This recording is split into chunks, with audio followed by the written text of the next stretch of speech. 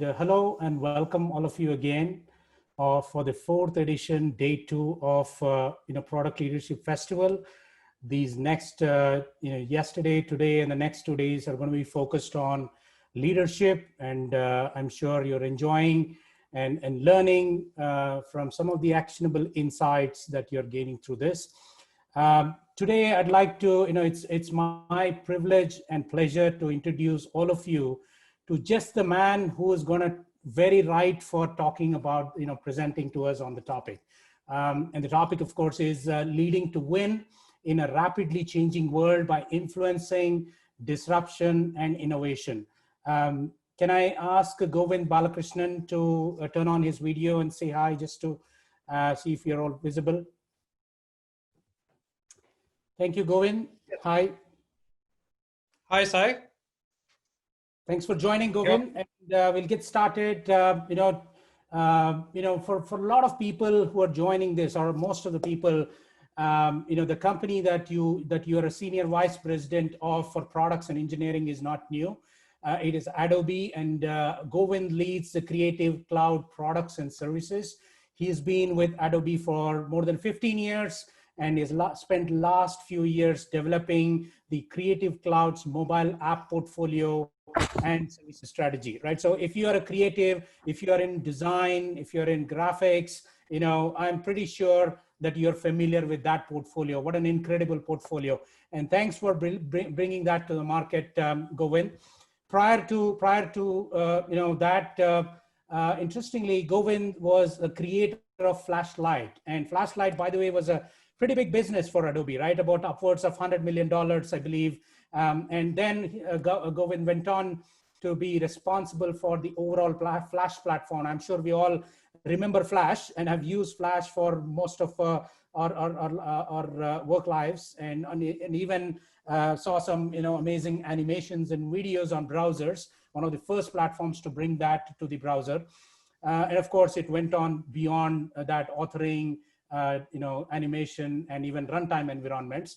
And before Adobe, this is interesting to me because it's one of my favorite softwares, by the way, Govind, Maya 3D.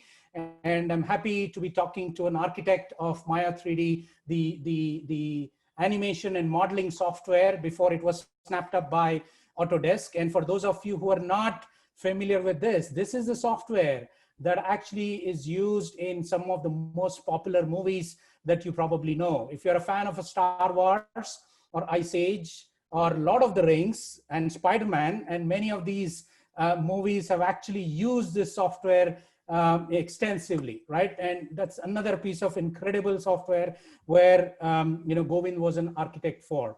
Now, some interesting things about Govind, apart from the work aspects of it, apparently he starts his day with a run. Now, I'm sure that is on the wish list of many of the people here. We just don't get to it. And I'm glad at least, you're able to do that. And also he likes to sign up for more courses than we could complete. I suppose that is true for a lot of people too. I think the curiosity and the interest to learn different things is absolutely something that every leader should aspire to and should continue to do that. He's also an avid traveler.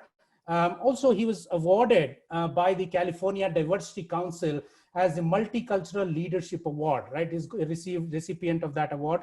Congratulations on that, Govind. And with that, I would, let you start your presentation. But before that, I had a quick burning question, Govind, if you don't mind. And I'm sure many of you've heard this from many people, but this is something that it's been going on. And this is to do with the topic, right? Very relevant, the disruption in the industry that happens. So, how did the leadership team and you in Adobe react to when Apple pulled the plug on the Flash platform, right? And this is a big disruption for the industry, for the market, and of course, for your, multi-million-dollar business here, right? So if you could spend a couple of minutes before, I don't know if you're going to cover that in your slides, but I thought from a personal experience, that's going to be certainly useful for us to hear directly from your mouth. No, that's great, and thank you, Sai. Before I dive into the into answering that question, thank you very much to you and to the Institute of Product Leadership for this opportunity. I think all of you are doing an amazing job by putting this whole festival together, and more importantly, the overall program. So thanks a lot for inviting me and giving me this this opportunity to present and participate in this festival and speak to the group today. I'm really looking forward to sharing some of my thoughts and hearing what questions come up as we go through the presentation. Absolutely. But directly, answering your question directly, it literally came out of nowhere, right? I mean, that's the part that I think was quite interesting. And I'm going to be spending a little bit of time talking about disruption, but not in the specific context around Flash. But the reality is that it came out of nowhere. It was not something that we were expecting, the truth be told. This was a case where disruption caught us completely unawares. And the good news is that we chose to pivot, right? We tried a few things right away. We tried to sort of openly embrace Apple and say that we are willing and able and ready to work with them. But at the same time, we explored all other avenues that we had for addressing the need that we thought existed on mobile platforms, which was to bring the content from desktop, as you said, the animations, the videos, the games that powered the internet for many, many years. We felt like it was a lost opportunity to not have those be available on mobile platforms. So we pivoted pretty quickly. We started working on the Android platform and made sure that we had a viable solution there. But we made a few missteps along the way. And the interesting learning for me was two things, right? One, when we launched on the Android platform, we made the mistake of not setting the right expectations. And it's actually something that many of us do in our product journeys, in that when we launch something, we don't necessarily take the time to set the right expectations. And what happens is that if we don't set the right expectations, users come into the product expecting to basically get what they got on the desktop. In this case, they came in saying, Flash is now on mobile. We can do exactly what we did on the desktop on these small devices. And the reality was that was not the case. So there was a lot of disappointment.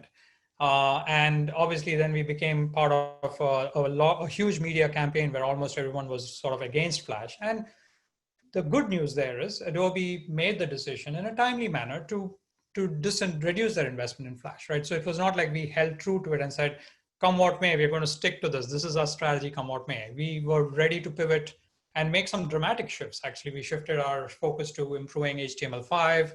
And obviously, my focus and my energy has also since then moved to the Creative Cloud and bringing more creativity to the users across the globe. So yeah, it's some really good learnings there, but I think a lot of it is just about setting the right expectations. I feel like that's a critical component of making sure that when you do your product launch, set the right expectations with your customer base. I think that's a big learning from that. Absolutely. Experience. Thank you so much for answering that. And while you set up your screen, I just want to remind the audience to ask the questions on the LinkedIn thread that was created, which is shared. The link and the QR code was shared. The link is, of course, posted on the chat as well. And with that, we'll go ahead. I'll be monitoring that thread to questions, and we'll definitely pick up most relevant ones and common questions. And then at the end of your talk, we will take them, Govind. So over to you. Yeah, sounds great, Sai. And feel free to interrupt me as well along the way if there are questions that are more relevant to the topic that I'm discussing. So thanks once again, everyone. Good morning, good afternoon, good evening, depending on which part of the world all of you are in. Here it's fairly early in the morning in the Bay Area. I'm not sure if there are participants from other parts of the world outside of India, but if there are any where it is still afternoon, good afternoon to you, and to everyone in India joining and dialing in for this discussion, good evening. And I'm really looking forward to, as I said at the start, really looking forward to sharing some of my thoughts and learnings from product leadership over many years, and seeing if I can help all of you, become better leaders, and obviously answer any questions or any other topics that come up during this meeting today, or this discussion today. So diving straight in, I wanted to start by talking a little bit about the disruption that is happening around us. When we look around us, we realize that digital technology is changing our lives is faster than ever before. Our devices are getting smarter and more indispensable. If you think about it, we start most of our days with our devices telling us good morning. They remind us to get up and exercise. They answer our questions, and they even take our orders. I'm not sure how many of you saw the demonstration that Google did around a year or so back during one of their conferences, where they showed a Google, an Android device, having a live conversation with someone at a restaurant, making a dinner reservation for that person, for the owner of that device, on behalf of that owner of the device, without the person being involved in that conversation at all. So it's clear that our devices that all of us work with and use on a daily basis are becoming increasingly smarter and powerful. And for those of us in the technology industry, this is a truly exciting time and a truly exciting phase. And it's one that all of us should be really excited about. Actually, not just those who are in the technology space, for everyone, because at the end of the day, we are all benefiting from the dramatic shift and the dramatic changes happening on the digital space.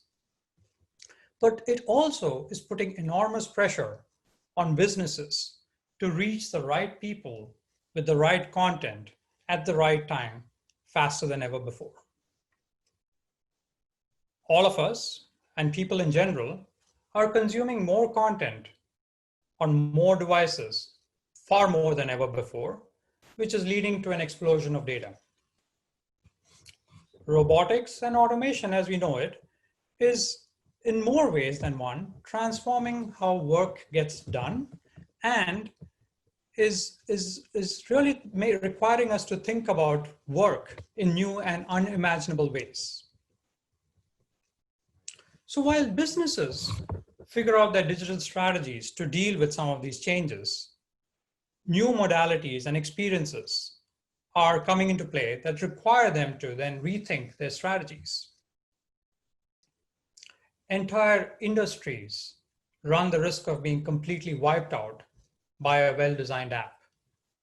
And there are a bunch of examples of that, but the two that really stand out are Uber and Airbnb. And one could argue that Amazon.com or Amazon has also pretty much derailed or changed how we do any retail business by virtue of having a well-designed experience. Most businesses are trying to think about how they can outmaneuver their competition by fighting for mind share and attention. Now, when we think about new modalities, the touch interface has been around for a while and I would say has matured quite well, though there's probably more room for improvement there. Voice is something that is fairly new, has come up fairly recently, and is beginning to mature as more and more devices support the voice input.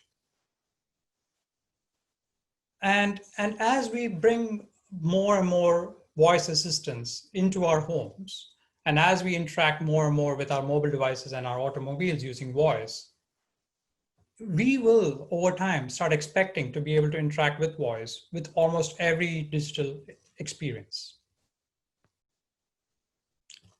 In the midst of all this, new technologies are changing how we create and consume content. AR as an experience has been around for a long, long time. It came with a lot of promise. Everyone thought that AR would completely change how we do things. And it hasn't really panned out quite yet. But as we see AR being more integrated or better integrated with the platforms and with the devices themselves, my sense is that AR is going to change how we consume and create content over time, especially in the context of social media, in the context of gaming, and maybe even more broadly in the context of just all kinds of entertainment. So while businesses are finding ways to navigate all this change happening around them, they're also recognizing that the customer expectations are changing quite dramatically. Customers are expecting personalized experiences based on who they are, their needs, regardless of when, where, or how they engage and consume content. They engage with content or with experiences. So all of this underscores that experiences matter more than ever before. The question then is, how does one win in this environment? And the answer, for the most part, is that it starts with design, innovation, and standout experiences. But when we think about design and innovation, we often run into this classic dilemma between desirability, feasibility, and viability. Now, what do these mean? Desirability, for the most part, refers to how one would essentially ensure that the product or the innovation that you're working on addresses the needs of a customer. It's all about ensuring that the customer is clearly defined, the problem of that customer, the problem that you're trying to solve for that customer is clearly defined, and that you build an experience that resonates with that customer. Feasibility is all about ensuring that you know how to build a solution that meets the needs that were defined in the desirability phase. And viability is all about ensuring that what you build is viable. There's a real business case or a business model that supports this product that you're building. And the sweet spot of innovation is when you can balance all three components equally. Now, in certain situations, you could say that desirability has a bigger role to play. In certain situations, feasibility may have a bigger role to play. And in certain situations, the business model and viability may have a bigger role to play. But at the end of the day, the real sweet spot is when you can strike the right balance between desirability, feasibility, and viability. What we find is that when it comes to design and innovation, some companies do it extremely well. They have a track record of doing it extremely well. And there are other companies that don't do it all that well. They struggle with it. They have some successes, but I wouldn't say that they're extremely successful. So let's start with the ones that do it well. So if you look at some of the modern giants, let's say Apple, Uber, Amazon, I've just talked about them, Google with their search solution, and Airbnb. What really differentiates all of them is that they have heavily invested in experiences. And from their perspective, experiences, they are focused on making experiences matter. They obviously do a good job with the feasibility and the viability front. I mean, yes, some of these businesses are extremely successful. One could argue that Uber and Airbnb are still struggling to be successful from a business point of view.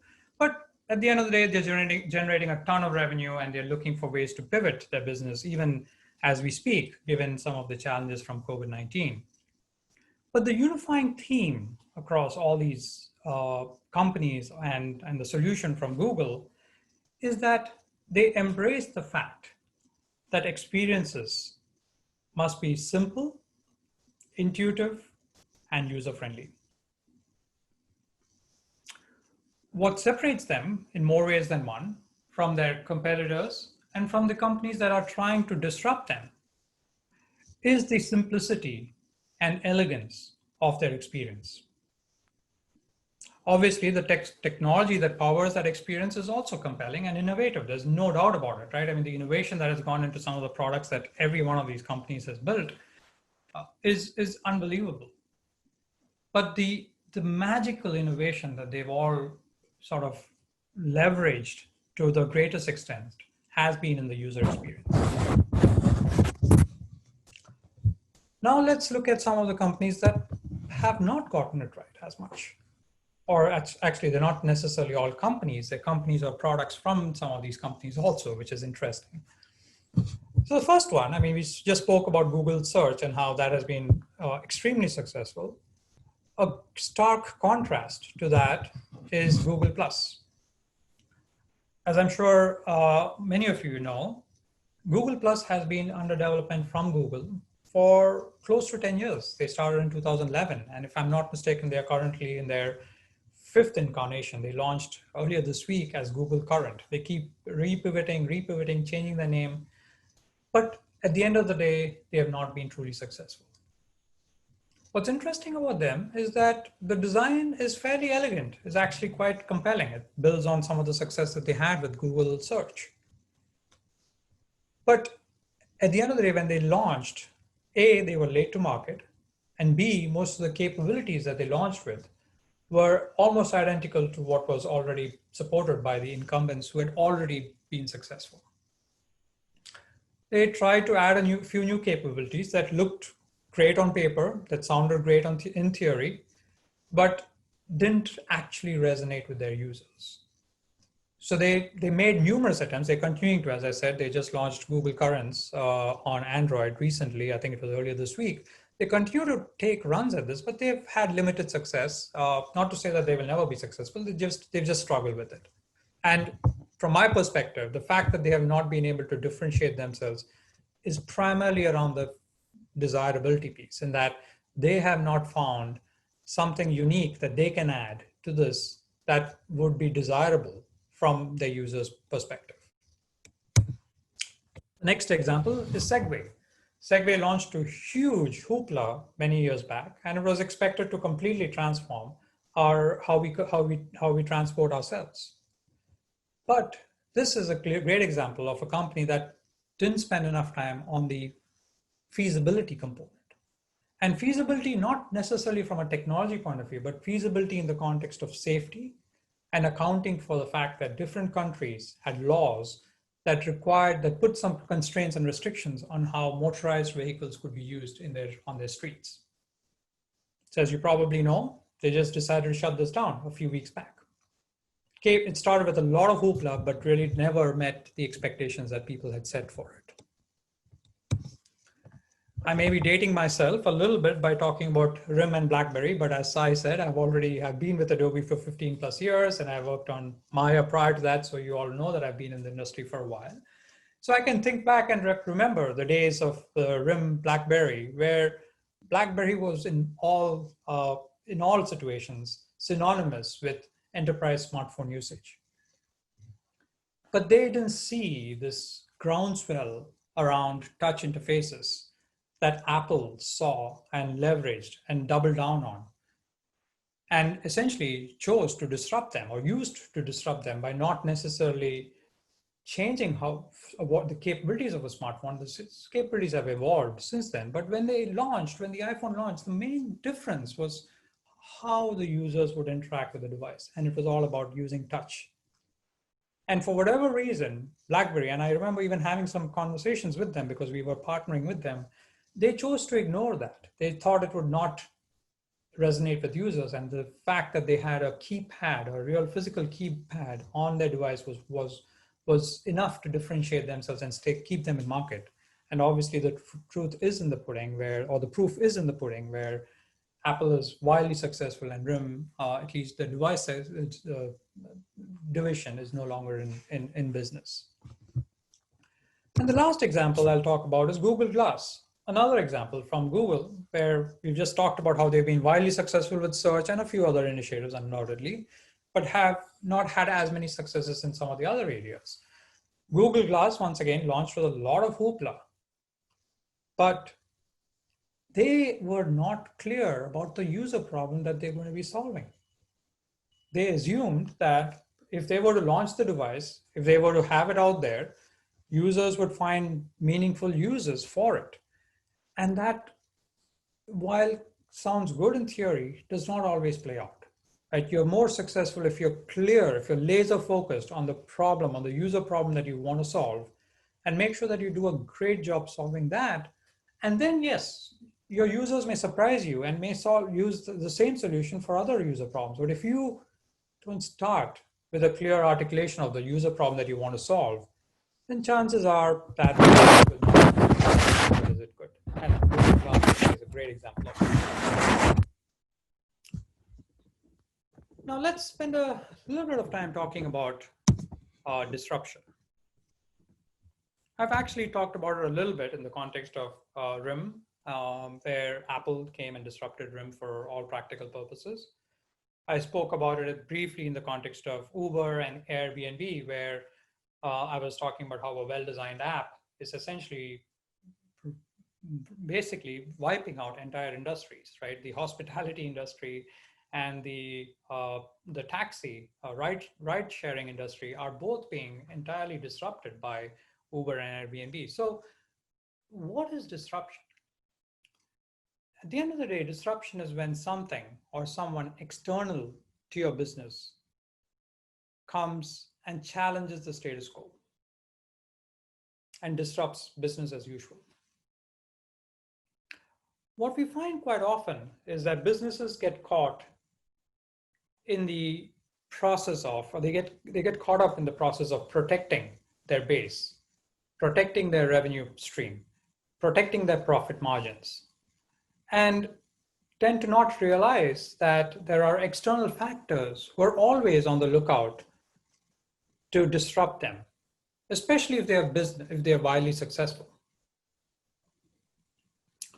So the question that we should all be asking ourselves is, if we want to be disrupted, or if we want to be on the lookout for anyone who's trying to disrupt us, or even better, be the ones who are disrupting so that you're not being disrupted. But that requires companies, organizations, products to be willing to transform themselves when the market and the technology around them changes. And the question that Sai asked at the start around Flash is a great example of that. We left ourselves in a position where we were getting disrupted. And the question then is, what did we do to respond to that? But we left ourselves vulnerable to being disrupted. And I think that's something that I would, if I were to go back in time, that's something that I would like to do differently, because it was not a great place to be. Because the moment you're disrupted, you're in a defensive position, and it's incredibly hard to really come back to the feeling that you've won. Chances are you're on the defensive forever, and the company that has disrupted you, or the product that has disrupted you, ends up being more successful than you were. Okay, so we've talked about the digital transformation. We have talked about how it's important to have innovation or think about innovation, and how innovation has worked for some and not as much for others. And we've also talked about how businesses run the risk of being disrupted and should take steps to be the ones disrupting as opposed to being disrupted. So the question to ask is, what tactics can we as product leaders use to succeed in this landscape of rapid change, where there is a clear need to drive innovation so that you are in the forefront of disruption and making sure that you're not being disrupted, right? So it's a combination of all of this. You want to be able to drive innovation, you want to be able at the forefront of disruption, and not be the one being disrupted. So I have a few ideas, a few strategies and tactics that I've used as it comes down to product leadership that I thought I could share with all of you. Happy to see how it goes. Happy to hear your thoughts and comments on them. This is not one size fits all, but these are just some ideas that have worked and have resonated very well for me, and I've worked as I've evolved, during my career. First among them is the art of storytelling. In more ways than one, I strongly believe that storytelling differentiates the average product manager from the great product manager. Product management and product leadership is all about leading by influence. And the ability to tell a consistent and compelling story is a huge component of that. Your ability to influence others is dramatically better if you have the ability to tell a story that is relatable, that everyone around you can relate to. Very often, I have product managers who come to me, who come to these meetings and presentations. We call them our CAs, our concept accept meetings, where they come to me with a laundry list of features. And what happens is that they don't necessarily tie it to a broader vision. They don't tie it to a broader vision of, why these features really matter in the context of the broader vision. They don't spend enough time talking about what problems are we actually solving? Who are we solving them for? Why is it important to solve them? Why is it important to solve them now? What is the competitive landscape around these capabilities? What is the impact of not solving them now? And so on and so forth. So if you can frame what you're trying to do in the context of a story where you can connect all these pieces together, then your chances of success are dramatically improved. Compelling stories or good stories are simple, they are relatable, they are relevant, and they are consistent. At some level, I think product leadership is all about providing and communicating a compelling vision, and then inspiring and motivating the people around you to do whatever they can do to deliver on that vision. And I think effective storytelling is a key component of that. It's a key tool that you have in your toolbox to allow you to do that. Another key component is, as I was just talking about, a vision, and ensuring that you frame that vision very clearly in the context of where you want to go. And I refer to this as flag planting. Actually, this is something that our CEO, Shantanu Narayan, brings up all the time. And the idea here is, if you know clearly where you want to go, if you know exactly what your vision is, it's important to state that. And it's important to start by planting that flag and being clear about where you want to go. But it's not just about you being clear about where you want to go. It's about bringing the organization, your team, your stakeholders, the people you need to work with, along with you on that journey to ensure that everyone is aligned on where you want to go, where that flag is, where it is that you need to get to eventually. Once you have everyone aligned on that, you then start talking about how you get there. You then talk about how you build the road to get there. And the road that you build should not be set in stone, right? It should be one that you're creating along the way with intermediate milestones where you're listening to your customers and you're data-driven. Also, you should be looking for signals from the environment. This is where you should be looking for signals from the market around you. It could be socioeconomic signals, it could be political signals, it could be health signals. I mean, looking at what we're dealing with today, it could be all kinds of signals, but also in the context of your customers, where you're closely working with your customers to ensure that you're building a road that works for them. Once again, with the eventual goal of getting to that flag that you've planted. Now, this is not to say that that flag that is planted will not change or will not move. Sure, if need arises and you have to, shift that flag, you should be open to doing that. But for the most part, your vision that you're going after should not change, should be set fairly well, and is one that everyone is excited about, everyone wants to work towards. And then you're all working together, hand in hand, to build that road that gets you to that vision, to that flag. But how do you get everyone excited about that flag? Right? How do you get everyone excited about getting to that vision? And that's where I think there's the component of the why. And the key point I'm trying to make here is that as product leaders, I would encourage all of you to start with the why. Start with the why and talk about why the work that is being done or the work that needs to be done is important. Why is this problem important to solve? Who are we solving it for?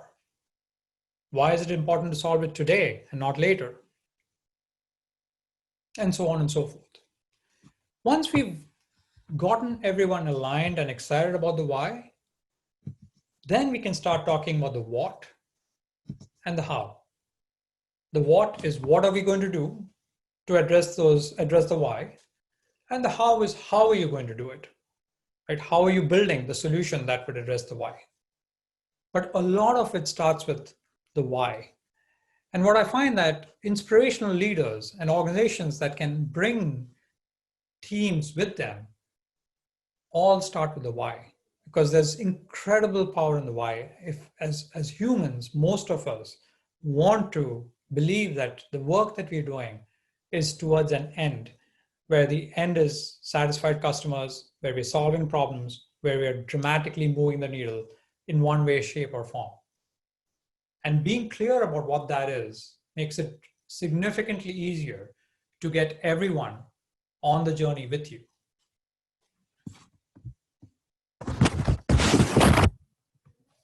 So now that we have discussed a few strategies for effective product leadership, I thought I could spend a couple of minutes walking through a process that I think works fairly well to sort of put some of this in motion.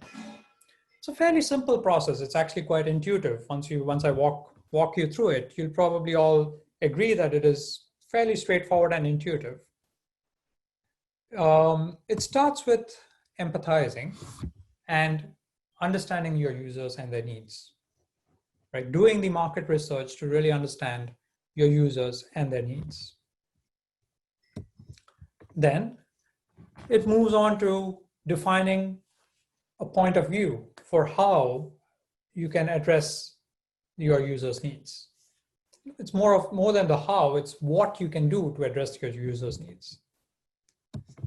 Next up is about ideating, where you spend time brainstorming and you think about how you can address the needs that you've identified in step one. Then you prototype. Prototypes can be in any form. It can be paper prototypes, can be prototypes online, use tools like usertesting.com, but prototypes to really represent and bring out some of these ideas and bring them to life to the extent possible. And then test them. Test them out with your users, the users that you've identified in step one. And to the extent possible, repeat these steps, especially at a minimum from step 3 to 5, and possibly even go back to step 2 if needed. But essentially, you need to iterate through this process multiple times to identify the right product for the right user to address their needs. And if you think about this maps very well to what I was saying earlier, where your step one is all about the why, where you're trying to understand who your user is, what problems are you trying to solve. The second step, definition, is about the what. What are you going to do to solve their problems? And the ideation phase is the how, in that how are you going to solve those problems? You could also say that step one is where you ensure that the work that you're doing meets the direction that you're headed in from a compelling vision point of view. So the flag that you planted should be, or the work that you do as part of the empathize phase should be aligned with that flag that you planted at the very beginning of this process. Now, as I said, you can iterate through this process multiple times where you ideate, prototype, test, and you can go round and round in that phase for a long time. And as I was thinking about that, I just thought of this quote that I'd seen from Reid Hoffman, who, as I'm sure all of you know, is the CEO of Netflix, where he said that if you're not embarrassed by the first version of your product, you've launched too late. Now, being embarrassed may be taking it a little too far. I probably wouldn't go that far if I were to say this. But the point that he's making is that you don't want to go too long with trying to get your product to be perfect by iterating through these three phases for way too long. And I remember running into this in my past career before Adobe, where we were working on this product that had the potential to be incredibly successful. But we were in a competitive situation. We had a couple of big competitors who were doing very well. And we kept finding reasons for why we were not ready to launch, right? We kept finding issues. We kept finding new features that we thought were critical. And this was scope creep at its best. We just kept adding features, capabilities, issues, and every possible reason to delay the launch of the product. The product, when it launched, ended up being too late on a couple of fronts. The industry had evolved to the extent that the users were no longer willing to pay as much as we thought we needed them to pay. Given the investment that went into it, our cost structure was such that we required them to pay that for the product to be viable. And more importantly, the capabilities had shifted from having all the capabilities in a product to being more around an ecosystem, where you have an ecosystem that sort of plugs in to that product. And we hadn't necessarily recognized that to the extent required while we were sort of iterating on this product to make it perfect. So the key message is, try not to be overly obsessed about making your first version perfect. Get it out there, learn from your users, learn from your customers, and be willing and able to iterate as quickly as possible, because there's value in getting it right with your customer base along with you on the journey. So we talked a little bit about competition. And when I think about competition, I can't help think about how Amazon does things. In terms of gold standards, I would say that they have essentially defined the gold standard as it relates to how they treat their customers. But what do they do about their competitors? They're aware of their competitors. They stay aware, they know exactly what's happening with them, but their primary area of focus is around being obsessed with their customers. And I love this graphic here on the top with Usain Bolt running his final stretch of his gold medal winning run for one of the Olympics, where you can see that he's looking back to ensure that his competitors are behind him. And that's really it. I mean, he doesn't really care about how far behind. He's just making sure that they're not right next to him. And he's making sure that he's ahead of them, which is obviously good enough in the context of a sprint race. But when it comes to business, the key is that the primary objective for all of us should be to be customer obsessed. Because while the competition may be right, while the competition may know what needs to be done, at the end of the day, the people that matter are our customers. And more ways than one, it's our customers who are right.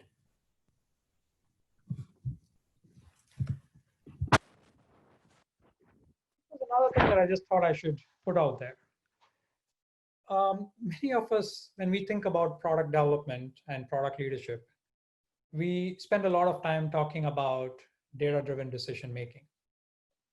And I love this cartoon, because I think it really brings out a very, very critical point here, which is, while we focus on data and instrumentation and making sure that we are measuring all the right metrics as it relates to downloads in the context of apps, or page views in the context of a website, or number of people buying our products if it is something that's more physical, or the click-through rate if it's a button. What we often lose sight of is the measurable impact or the outcome that some of those actions have. And this is more it's not necessarily a groundbreaking thing here, but what I wanted to do was just highlight that as all of you as product leaders, when you're trying to put your emphasis behind data-driven decision-making, I would encourage all of you to really take a step back and ensure that while you're instrumenting, or while your engineers are instrumenting the product to provide data, your focus as product leaders should be on measurable impact, on how you can measure the impact that that feature or that capability or that product is having on whatever matters for the business. It could be business metrics, it could be just usage, but whatever matters, it's all about ensuring that you're aligned on the outcome and ensuring that the decisions that you're making, the data that you get and the decisions that you're making are all in service of that outcome, are driving that outcome that you're looking for. So with that, I'd just like to summarize some of the key things that I've talked about. I think I'm doing fairly well on time. Maybe I've gone a little longer. Sorry about that, Sai. No, you're doing well. Yeah. Okay, good. So some of the key takeaways, innovation. I mean, in this age of constant change around us, it's important for us to continue to innovate.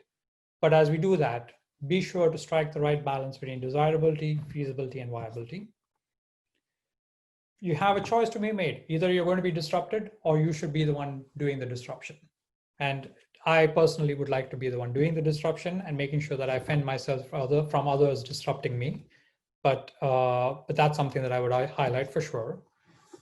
Use storytelling to get people excited about what you want them to do. As product leaders, it's important.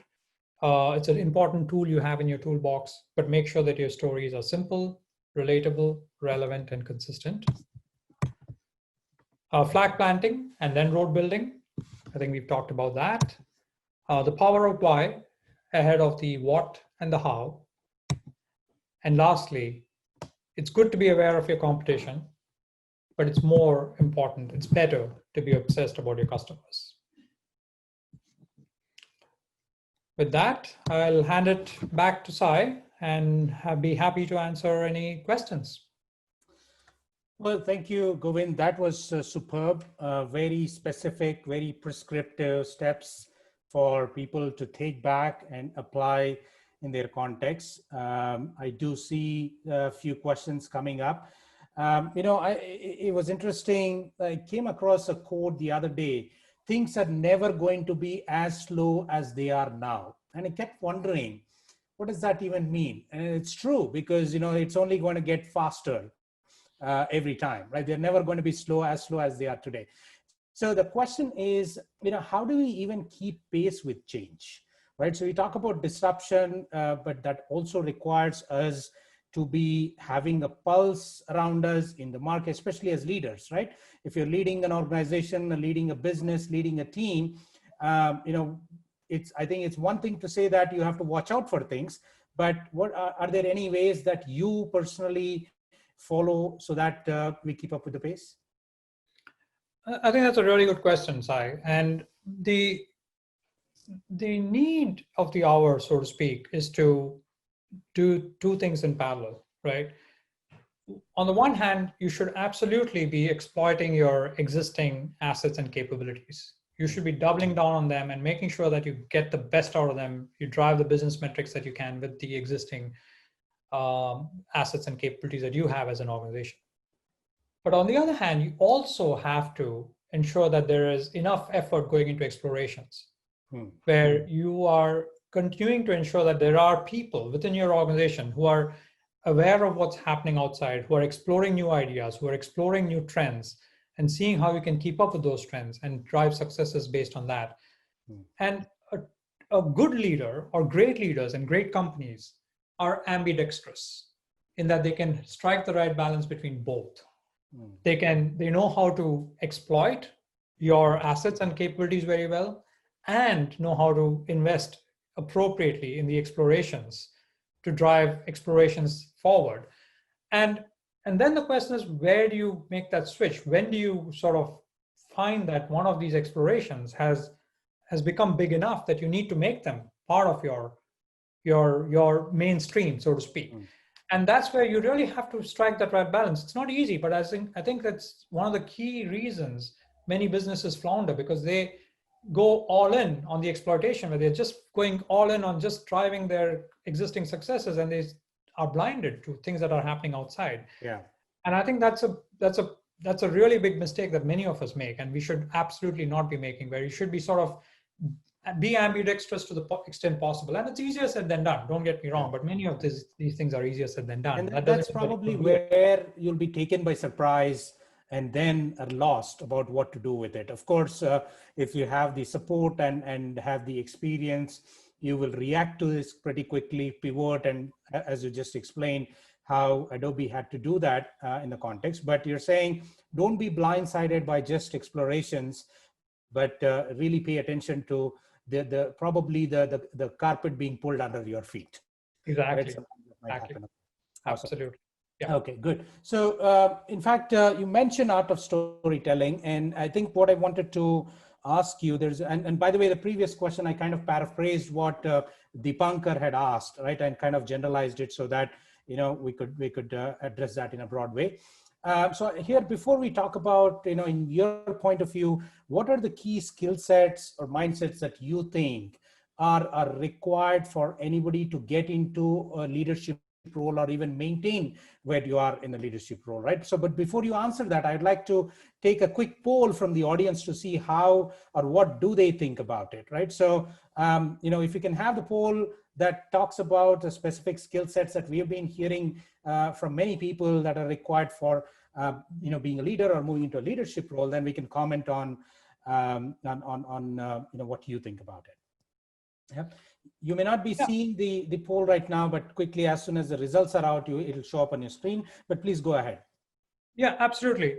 A large part of it, I would say, is your ability to, well, it's two things. At a minimum, it's two. I generally start by saying it's two, and I end up saying three things. But it starts by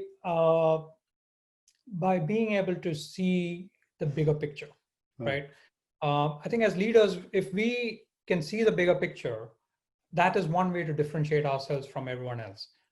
At the end of the day, most people are capable of being tactical and delivering on whatever they're being asked to do. But if you can think beyond that, if you can think beyond what is now and here and think bigger picture and see how you're sort of addressing, as you brought up a few minutes back, the needs of the broader ecosystem, what's happening around you, like how do you sort of drive change within your organization based on the bigger picture? That's a big part of what I think is critical. The second is being able to work with people around you, especially as product leaders. It's important, as I said during my talk, it's really important to be able to influence the people around you, and you have to find the right tools and the right mechanisms to do that. It's not one size fits all, but it's critical to ensure that you come across as someone who can lead them, right? Who can lead them, influence them, give them the reasons to believe in you, believe in the vision, and come with you along with you on that journey. And I think that's another critical component of being successful as leaders. Awesome. I don't know if you're able to see that poll on the screen that came up, but were you able to see, Govind, or do you want me to read? Yeah, you are. That. Yes, absolutely. Looks like majority of them are saying empathy and active listening is something that's one of the most important skills to get into leadership role. Wouldn't argue with that. In fact, I personally believe all of them are very important, the ones that are listed there. But to me as well, I think, as you said, art of storytelling tops the list, right? Yeah. No doubt about that. I really like these, actually. I mean, I'm just looking at this, right? Empathy and active listening, in my mind, is a critical component of basically writing, coming up with that story that resonates with everyone, right? Yes. You have to have empathy, and you have to be able to listen to multiple perspectives to build out a story that addresses the needs of customers and your users and brings them along for the journey. So I think this is great. I'm glad. And our audience seem to agree. So with that, I think it's a wrap. Thank you so much. Truly appreciate you taking your time and giving us these actionable insights. No, thank you very much, Sai, and the entire team at IPL. I think this is a fantastic institute, and thanks once again for the opportunity. I really had a great time doing this. So thank you. Great.